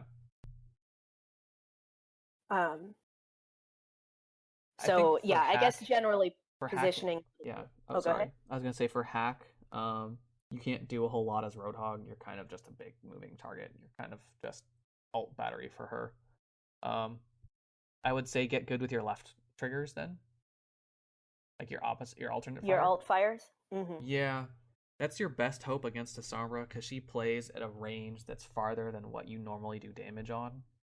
Because she plays around 15 meters is the engagement range for her, whereas your alternate fire has a range of around 9 to 10 meters. So if you can close in a little bit and land an alternate fire on her, or at least enough to get her to TP out on you, that's probably all you can do. If you can land a hook on her, that can be really valuable. Yeah, if you can, it's gonna be hard if she's hacking you. Tricky. If she's hacking you, you don't really have the opportunity to like turn around and hook her. It's too quick. So I mean, yeah. you can, if you can anticipate it, you can get it. But I guess it's a little bit of a, that makes it a little bit of a skill matchup, but it's probably still Sombra favored I would say it's because she Sombra has more favored. time. Yeah. Um, She can also choose to engage whenever she wants. So like she won't engage until you're occupied. Right. So, Ideally, a good Sombra. Yeah. yeah. So against Mei, you're kind of screwed. I honestly have no idea because like you're aside from Ana, I think Mei is one of the biggest counters to Roadhog. Yeah, I mean, avoid her, and then if you're down, so at least you can't icicle you in the head. Yeah. I learned while doing practice for the duos that Roadhog's like shoulder pads actually get in the way of his head hitbox a little bit from the side too. So as much as you can turn away from the Mei, Yes. you can actually hide your head hitbox pretty effectively. Yes, you can. I would recommend that, but there's not a whole lot you can do because Mei's icicle or Mei's cryo freeze, the primary freeze that she's got has an actually a pretty extensive range on it. If you don't know it, go to the training room and just test it against bots. It's a lot farther than you think. I think it's 10 meters. It's around 10 meters. It's I really think far. I think I actually used it once when I was trying to do some testing on Diva's spread to measure because I like looked it up. And so we were like measuring things and we are like, okay, 10 meters is exactly the distance to start getting frozen by Mei's spray. So I was Mei and we measured 10 meters using her spray and then I went and switched to Diva so we could do the testing. So I think it's 10. It's around 10. It's just much farther than most people try and freeze at. Because you can get freeze like to connect much farther than you would expect. But anyway, in any case, you're gonna have a rough time if you're playing Roadhog into Mei. Because she like basically in your effective range, she can cause you trouble. Well, she can freeze you. She can ice block to block your hooks. She can wall between you and your hooked targets. You can't really escape Blizzard very well. She can cut off your avenues of retreat if you're flanking. Her icicles do a lot of damage. It's actually pretty easy for her icicles to headshot you. It's just not, you're not going to have a good time. That's what I'm trying to say. So I would probably avoid her. I would play much more passively and play backline or like more or maybe even frontlining. You can frontline if you have like a Risa or a Reinhardt. You can frontline in that sense and try and just keep people off of your main tank in that sense, but don't be flanking. Like I would not be flanking into a Mei. Make use of that shield as protection. Yeah. Speaking of Mei, let's talk Hammond real quick. How does Hammond deal with all of the CC? I'm going to say not well in general. Not well in general. Junkrat Trap really messes with him. You can't escape because you're just this huge target if you get trapped. Yeah. So be careful with that. Mei really screws you up, so avoiding her. Because she can ice block your pile driver. So you pile drive her up and then she just immediately ice blocks, and so then I would probably just leave at that point. Like if she ice blocks you, just leave. Just leave. It's just not even worth it. You can't get a kill. But the nice part is that if you leave and you've baited cryo, your pile driver I think is like a 7-second cooldown or something. It's really short. So you can leave and you can get your grappling arm back up off of cooldown much sooner than she does. So then you can engage again and knock her back up in the air if you really want to go in on this Mei. But I would probably... You do have to, like, if you're coming in a direction, though, like, because the freeze, it has such long range, if she can track you properly, like, I think more, Hammond can feel very unpredictable when you're playing against him, but he swings through fairly predictable arcs that are based on where he hooked onto, right? Like there's some ability to sort of change your trajectory, but like he's got the momentum and he has like the whole swinging mechanic, and that means he can't really move that erratically. So a decent Mei player can lead your movement with the spray with some practice. So if she's able to do that when you're coming in, then even if she doesn't have the ice block, you might be in trouble. Yeah, I would probably just not try and initiate onto a Mei. That's not something you really want to do a whole lot of. And you do have the ability to just stay away from her, right? Like your problem is as Hammond as if you get within freezing range. You can choose to engage on her or not. So yeah, I would try. And I would just I would choose to engage on someone else. Yeah, I would choose to engage somewhere else. Yeah, it's like playing Winston into a Reaper. Just go where he isn't, and take advantage of the fact that Mei is very slow and can't really chase you. So if you don't go to her, then she won't cause you problems as much. Plus, your head hitbox is way harder to hit than other tanks. It's actually quite really small. Hard. It's very small. It's quite small, and it's not visible ball. So if you didn't know, the crit box, I said head hitbox, but it's really the crit box because it's the entire hamster, which is of course only visible when he's got his like legs and guns out. Mm-hmm. It's it's so tiny. It's unbelievably tiny, that crit box. But I would just be choosing to avoid Mei for now. There isn't a really good way for Hammond to handle Mei. Hammond handles Doomfist pretty well because he's got adaptive shields. Mm-hmm. And contrary to what a lot of, well, not contrary, like Doomfist's overall damage is very low. Like he's not going to put out soldier levels of damage. Right. He's not a consistent damage dealer. He's burst damage. Yeah. So even if you pop adaptive shields with just the Doomfist, that's 200 shields, which is going to be a lot of his damage. Trap has a question here. Do we know if Maywall destroys hamster mines? It does. Yes. Yeah, I think it does. Yeah. And I think actually it's one of the better abilities to use to destroy the hamster mines if you need to do it quickly and you don't have any splash damage stuff like Zarya alt fires or a grenade or something. Like I don't love using like my Orisa shield to kill the mines because then I don't have an Orisa shield for 8 seconds. That can really suck.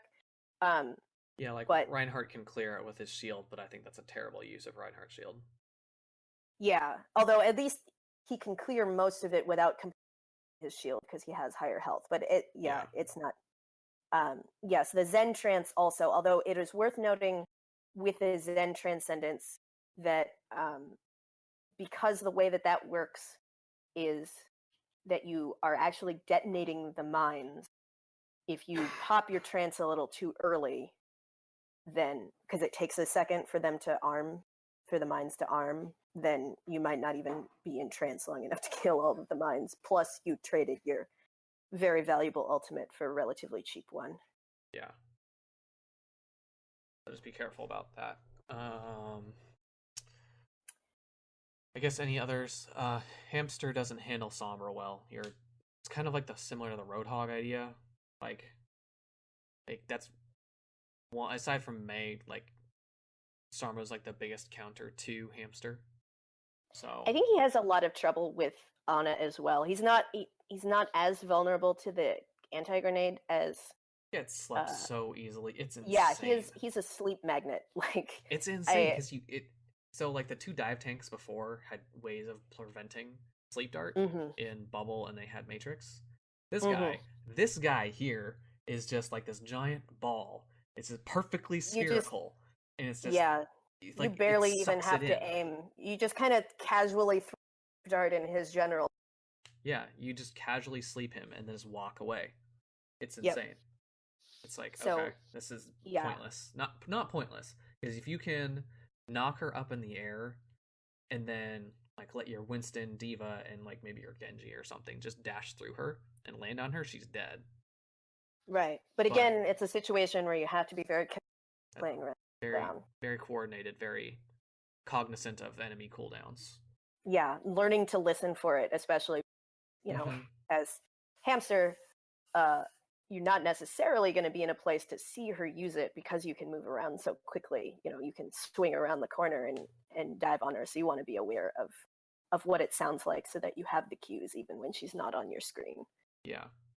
I think, again, this is all just coming back to, like, being reactive until there's a chance to be aggressive. Mm-hmm. So someone uses a resource that doesn't get any value, immediately go after that person. Like, McCree Yeah. uses flashbang. He's dead. He has no way to survive now. Especially if you send multiple people after him anyway, he's probably going to die. Mm-hmm. Like, he just had no way to keep him up. And that's why he doesn't get played, is he's so fragile. Like, you cannot risk running. Yeah, I mean, he gets played when it's a maps. situation where, you can put enough resources into him to make that worth it. Yeah, like, he's good on open control maps because Trap suggests Pine. Pine gets to play McCree and Pine can play McCree. Yeah, I guess Pine can play McCree. Yeah, Pine clicks on. I mean, it's only though because have you seen Pine try to play Pharah? Like, have you seen Pine try to play Genji? Actually, no. I haven't. I have. I guess it's fine. It's like, he's not Libero, so I don't know why they aren't just playing Libero. Yeah. Watching him play Pharah was pretty excellent, though. Okay, so let's talk about Diva. I'm going to be interested in your thoughts. I'm going to tell you what my Diva playstyle has been like recently, which I feel like has been working pretty decently. I have never really been a Diva who tries to push aggressively forward. Ooh, okay. I don't know when that ever then is a big thing. I mean, to be clear, I'm not frequently playing Diva when we have a Winston. So, because I just don't have Winstons that much at 2900. But so I'm often playing a Diva with an Orisa, or sometimes with, because we're playing Dorado B or something, and we just desperately need to be able to contest the high ground, or we're just going to get shit canned. So the way that I have been kind of playing my Diva recently has been largely directing my aggression sides, if that makes sense. So, the usual peeling and going after flankers, or going up and contesting the high ground. Doing that, I have felt like I can get a fair amount of value in disrupting any attempts to sort of pincer my team and maintain the space that we have, while being able to avoid a lot of the crowd control stuff and be able to get out before my mech is lost, and get healed back up to do that again. So that's kind of been the cycle that I've been playing. I will say I don't play Diva a whole heck of a lot. I like playing Diva, but on any given team, I'm usually our third or fourth choice for Diva because we have a lot of Diva players. But I'd be curious about your thoughts on playing her in the current meta with crowd control and whatnot. So she handles Doomfist actually really well, at least in my opinion, because her burst is so good. So she can burst away his shields. So I would, if they're running a Doomfist, he's going to be coming on the backline, so you can kind of bait your backline. And one of the biggest things you can do is, like, so let's say you're running like Zen Diva. That's a really common thing to do. You have a Zen. Diva's really good with Zen.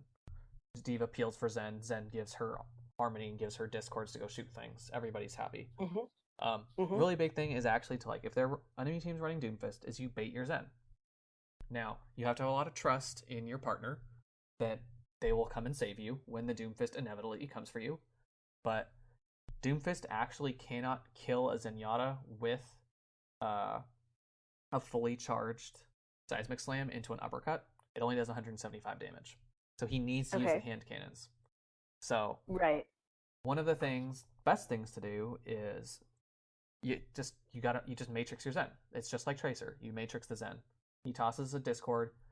He starts shooting the Doomfist, and you launch micro missiles at the same time. Now, and presumably get between the Zen and the Doomfist. Eventually, yes, you will be there, but hopefully you matrix him enough to start with that he doesn't realize that you're there. In a sense, it's like you've really baited him into like going for your Zen. He wants this kill. He's like, I have a free kill, ha ha ha. This other team is stupid. Look at this free kill I'm about to get. So, you can burst him that way with the micro missiles and the Discord. It's hard, I will say that, and the reason why it's hard is it takes a lot of coordination. Yep, that makes sense. So, that's one way, but that also tanks seems his abilities super well, like because she's got 600 HP and his single shot abilities don't do that much. So, like Winston's a lot more susceptible to Doomfist attacks because he's so much more fragile. Diva's just kind of shrug it off. Yeah, it's annoying, but it doesn't really affect her that much. She doesn't handle Mei super well, but you can just kind of fly away. Just don't get frozen, forehead. That's actually kind of it. Just engage from high ground. Yeah. Yeah, and I mean, again, the thing about like if you have the opportunity with the Mei is low and like totally go after her and get her off the field because then you don't have to worry about her for another 15 seconds or whatever for her to respawn and come back. Whatever the respawn time is. Yeah. But like that's the thing with these dive tanks, you can choose how to engage. Against Brigitte, you really struggle because of her armor and the way that her passive works. She just beats on you and you do like no damage. So yeah, I would not be just diving on Brigitte. Just don't do it. It's kind of the same thing with Winston. I mean, you can kill. Probably I think a lot of the stuff we talked about. Yeah. Oh, yep. Go. Oh, sorry. I was just going to say a lot of the stuff we talked about with Winston, I think, the Diva as well. Just having like staging, making sure you have your flyaway cooldown, and playing a little bit more of a responsive style will help you to and making use of the high ground to avoid crowd control. Yes. I think that's really how you want to try and play Diva is if you're going into Brigitte. And this is why it's so hard is Brigitte forces you. She's so punishing for such little effort. So I'm going to stop talking about Brigitte. But I just wouldn't really... I don't really like engaging on Brigittes unless they've already been engaged on by someone else, or you're sending two to deal with her, so she gets distracted. Because if she's distracted, then she gets burst. Yeah, or if you can get the crossfire on her. Yes. Her shield is small, so if you can get her in a crossfire, you can burst her down decently. So that is totally possible. That and a lot of Brigittes can be overly aggressive and think they're invincible. Yeah, which happens a lot because she kind of is. It's stupid. And that's another situation where like it's deal with if you are planning for it. But again, that comes back to like you have to be really measured with your aggression. If you are the tank player, and you are being very aggressive, then you are actually creating opportunities for the enemy Brigitte to think that she's invincible and just go fuck up your backline.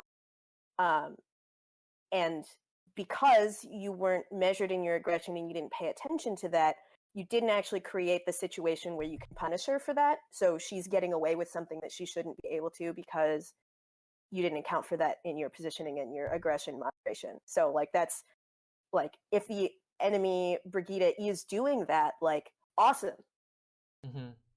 Punish her for it. Don't let her do it. Because like if the Brigitte gets free reign on your sports and you don't have your own Brigitte, like there's not really anybody who can do like you're not winning the Ana game. You're just not winning that game. Ana can like purple her, which can make it kind of an issue, but like Ana can't really get away. Zen definitely can't get away. Mercy might be able to get away, but if she gets stunned, she's gonna be in trouble. Like Brigitte, an unrestricted Brigitte against your other supports is just your supports are just gonna be done. You've lost both of them because Yeah. The Brigida just like lol. Oh, look at Yeah. these poor supports. It's like, oh god, yeah, yeah, yeah. That hero's something. So yeah. So if you are in a situation where your Brigida, the enemy Brigida, is sitting in sides, as any tank, like you need to be positioned and be ready to cede space in in forward direction so that your team can just collapse on the Brigida and delete her, and then take the space back now that you have the numbers advantage. Yeah, I would say that probably baiting Brigidas is probably the best thing you can do, because now that Shield Bash actually has a cooldown, that's probably one of the best ways to counter her is to bait her into Yeah, it's what, bash. 7 seconds now. It's Like that's 7 seconds. that's actually a significant length It's of time. it's one of the things that I like to do when I go Genji into Brigida, because like, while Tracer gets absolutely destroyed by Brigida, Genji's Genji's good because he's a blade bot at the higher levels. Like, the blade is still super good, especially Nano Blade, because it can't be blocked by anything. You Right. can one-shot squishies. Mm-hmm. So, baiting, and you can actually, because of the shield bash hitbox, you can actually jump over it. Oh, I didn't know that. Yeah, you can double jump over the shield bash. You have to time it right though. Or you can one thing is that I've figured out, or I've learned to do, I'm not that great at it, but you can blade and fall on a Brigida, and right before, like, she's gonna immediately try and shield bash you. You want to hop above her. It takes some practice knowing how far to let yourself fall and then jumping up once. But you'll jump over her, and you can just slash her and then dash her and then slash again. And that Interesting. does what is that gonna be, 290 damage? 290? Yeah, 290, so that should kill her. So, because you can hop over her, and because of the way blade hitbox works, you can hit her, and her shield bash will miss. Interesting. Yeah, it's a kind of fine line, but yeah, you can pull it off. So All right. he doesn't get totally dumpstered. But yeah, back to this. Somehow got off to Genji, and we were talking about D.Va. Yes. Okay, so last thing, handling Sombras. D.Va's actually really good against Sombra. She gets hacked and is a great hack target, but because she's great at spy checking, that's one of the big things. And her Matrix is one of the best ways to save supports. To clarify, spy checking in this case is making use of the fact that D.Va has widespread and infinite ammo to shoot generally in the area where you think there might be a Sombra to force her out of invisibility, because even one damage takes her out of her invis. Ignore your accuracy. Ignore your accuracy rating. Honestly, if you have a Sombra, just be shooting. Like, I probably wouldn't stop shooting unless you needed to relocate. Yep. Like, because there's no... your accuracy statistic has no effect on your skill ranking. So don't worry about it. It doesn't matter what your accuracy is on D.Va. I care more so about what your accuracy is on, like, Widowmaker kind of thing, but not so much as D.Va. Just a spy check, especially if you're around your supports. Just spy check for them. See if there's a Sombra nearby, especially if they're playing one, because she likes to skulk around. So yeah, and the Matrix. I mean, if you could, the Sombra, like, she has that really long clip, right? And so she can run clip your supports, but she also has a long ass reload time. So if you can eat enough of her damage that she can't get the kill in one clip, then it's actually really dangerous for her to stick around for the reload and not get out. She really only gets one shot at it. You don't get multiple magazines to go after a support. If you do, then you've got a problem. But that's another thing. So yeah, I think D.Va is still in a pretty decent spot. There are some heroes that you need to be careful around, as we mentioned, but yeah, I still recommend playing her aggressively, or as aggressive as you can get away with. It depends on what you're running her into, though. Yeah. She's probably... she has the biggest dichotomy in playstyles that you need to toggle between. So, like, you need to be aggressive until you absolutely cannot be. Like, you need to go back and peel for your supports. kind of thing. Right. So watch Space. Space handles this really well. It's actually insane. This kid's nuts. I don't know how he does it. He's got like a sixth sense. He's like he's always with fate until he's not, and then he's saving a support. It's bonkers. Okay, so since we started at like 7:15, we have a little bit over 20 minutes to talk about Zarya and still technically get it in under 2 hours. So let's talk about Zarya. Okay. Do you want to I start think or should I so. start?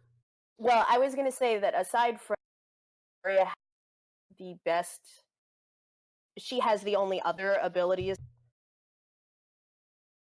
You're kind of cutting out there. Oh, sorry. She has the only other ability other than with Orisa that can qualify as anti-CC, right? Because she can bubble herself or someone else, and that provides 2 seconds of protection from CC abilities. Yes. So we mentioned before when we were talking about Reinhardt, the importance of being ready to bubble your Rein to prevent, for example, the Brigitte shield bash from landing. Or even if it lands, like your Reinhardt hopefully is on the same page with you, but you can use him as bait. Again, this comes to back to baiting. You can bait abilities and resources where you can let your Reinhardt be stunned and then you bubble him because you know he's going to take damage, and then they've wasted a cooldown, and then he can just immediately respond.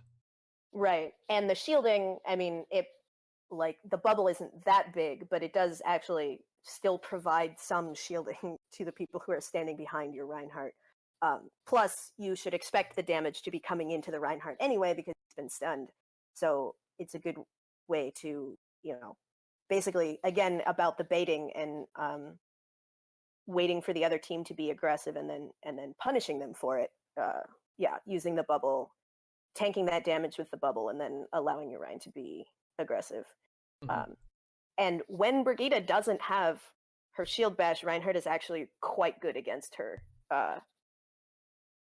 His hammer swings are high damage. I think they're 75 each, so they're pretty good against 75 armor. They're pretty good against armor, and so he can kill her pretty quickly if he doesn't have to worry about the stun. Yeah, that's actually one of the best things to do against Brigitte is just swing at her, make her go away. Especially if your Zarya has, just gotten 40 more charge because Rein got stunned and you bubbled him, and then they shot your bubble, and so now your Rein is swinging on the Brigitte and you're lasering her, and she's just going to melt pretty quickly. Yeah, or she should. She should be melting. Yeah. I think overall Zarya handles CC very well. She negates, obviously we just talked about this, she negates CC on her teammates completely. She is very good against Mei. She's good against Doomfist because she can bubble. And she can tank a lot of the abilities that he will try and, like, if he's gonna punch you, it'll take so long for him to wind up, but you can just self bubble, and he either will hit you and give you charge and do nothing basically, aside from maybe move you a bit, or he has to turn around and go the other way, or cancel his ability. A good note about Zarya bubbles too against the freeze is that because the bubble prevents the crowd control but also clears statuses. That's a cleanse. It'll be a cleanse. Yeah, it acts as a cleanse. The ideal usage, and you should practice the timing on this.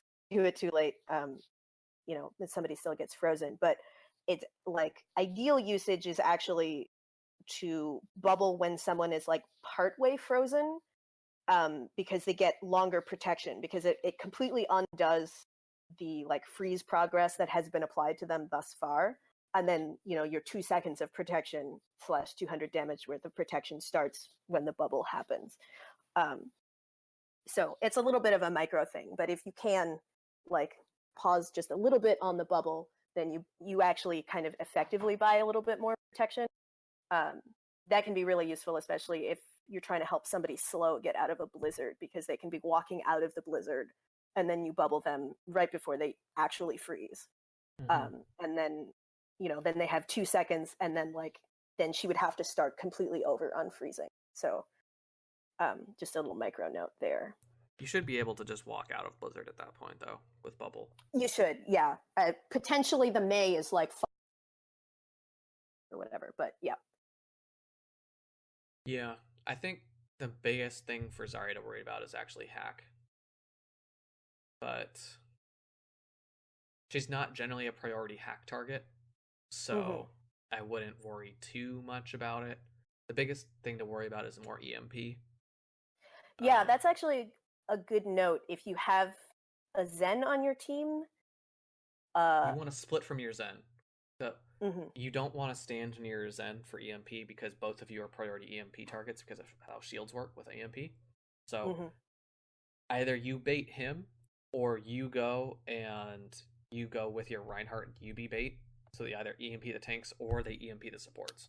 In which case, if your support line gets EMP'd, you bubble your Zen. Exactly. Because he is priority target number 1.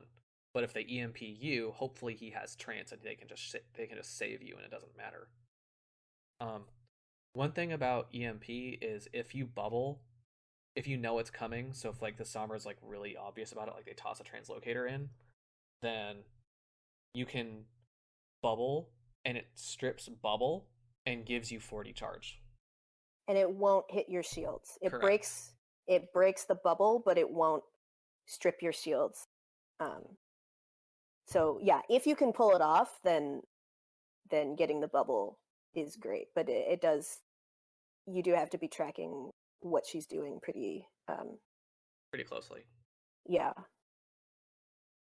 Oh, actually, that reminds me of a tip that I forgot to mention for Aris Sombra, which is that you may know that the shield is a projectile, and it obviously doesn't deploy until it hits a deployable surface. The shield projectile itself is not destroyed by EMP.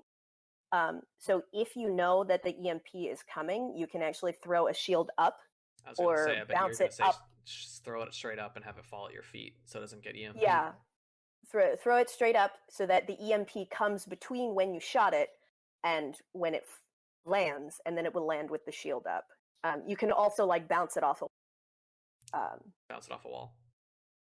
Yeah, that'll bring it down faster, because doing it straight up will take a few seconds before it lands. So if you need it sooner, you can sort of bounce it on an upward trajectory up against a wall, and it'll bounce down. Gotcha. But that will allow you to have your shield after the EMP happens.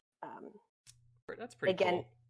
It requires anticipating it, but you get a little bit more of a lead, because depending on the map and on the skybox and whatnot, you can have up to a few seconds of time where the Sombra EMP is and your shield is still in the air. So just a little tip there.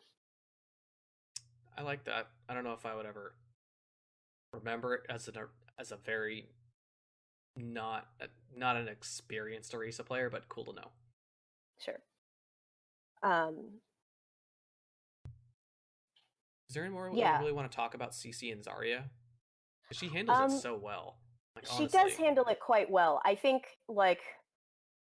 maybe just one of she handles it pretty well, and probably the most important thing to think about with her is being careful to not waste a bubble just trying to farm charge that you don't need, because you may need them to save somebody who's going to be CC'd or who has been CC'd. So here's the combo that as an extensive Zarya player I'll use. So the first bubble goes onto my main tank, and I communicate with them hey, take damage, and that's 40 charge. And then once that's done, I step in front, and then I take spam and get 40 more charge, so I'm at 80. And then after that, I'm set. I'm already ready to snowball. And by that time, my main tank's the bubble for my team bubble is off cooldown, so I'm ready to go. But yeah, I think that makes sense. That's generally the rotation, in my opinion. I don't like going personal, team personal, because it takes longer. Yeah, I've generally passed the initial kind of trying to farm charge have generally tried to, like, in terms of if I need another bubble for charge maintenance, we'll try to only use that my personal for that. And once I have a decent amount of charge, try to save the projected bubble uh, for saving people or enabling people. I would say most of the time it's for enabling purposes, unless you're like, as I mentioned before, getting support's getting dove. Zarya is probably the one tank that doesn't have a defensive or like passive toggle very much. You're because and Zarya is less so now. I don't. Yeah, they nerfed Zarya to nerf Hanzo. It was so stupid, but her value still comes from Graviton because it wins fights. Graviton wins fights. Right. So your best bet is to farm charge, then farm tanks, like that in that order. Like, don't mess around with the squishies as much because they don't give you ult charge. Like, obviously, if you're high charge, you can melt that Genji in the backline. Fine, do it. I have no problems with that. If you can melt a squishy that's out of position, do it. No problem. But generally speaking, you want to be farming the tanks with laser, and then you can try and like alternate fire into the backline to hit multiple people.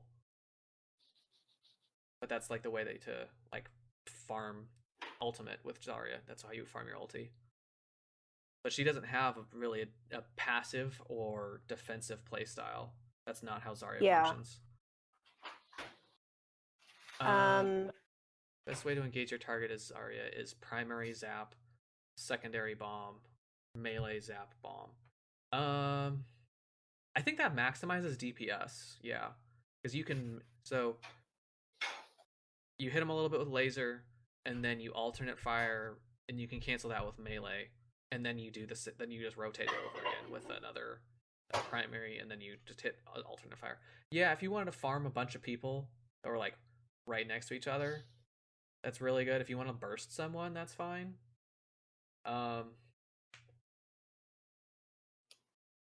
Honestly, I don't know if the secondaries are that necessary if there's no one else near them.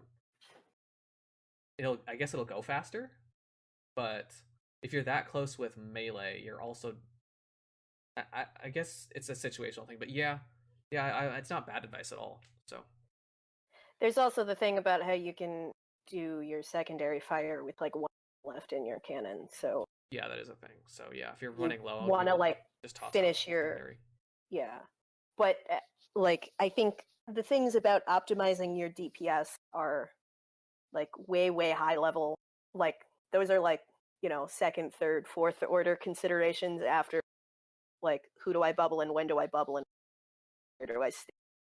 Yeah, where do I position myself?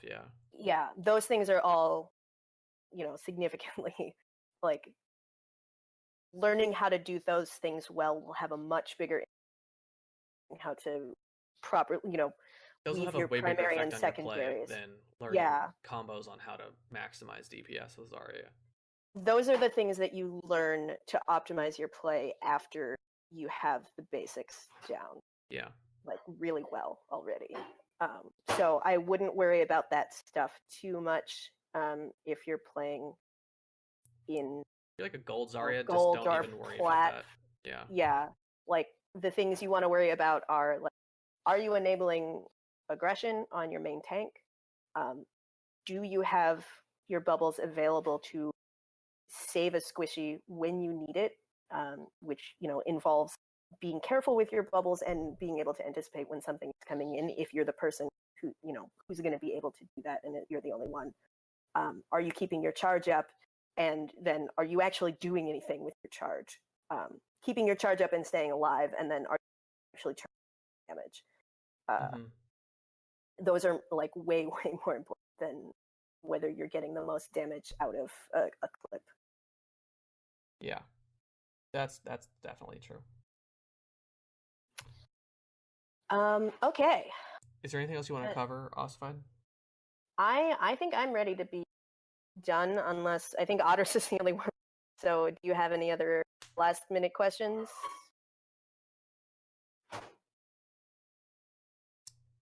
All right, cool. Sweet. Well, let's call it. And we were technically under 2 hours. We did it. We did it, team. All right, maybe next time we can. Maybe we should plan a little bit more for like down to an hour and a half. Yeah. And we'll try and keep it on script, which is so hard for us. Yeah, I blame you. It's entirely you. You're the one going script. I no. Don't pin this on me.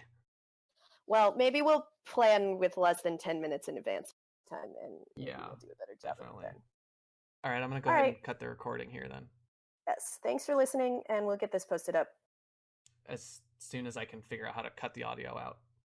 Yes, what he said. All right. Bye. Bye, guys.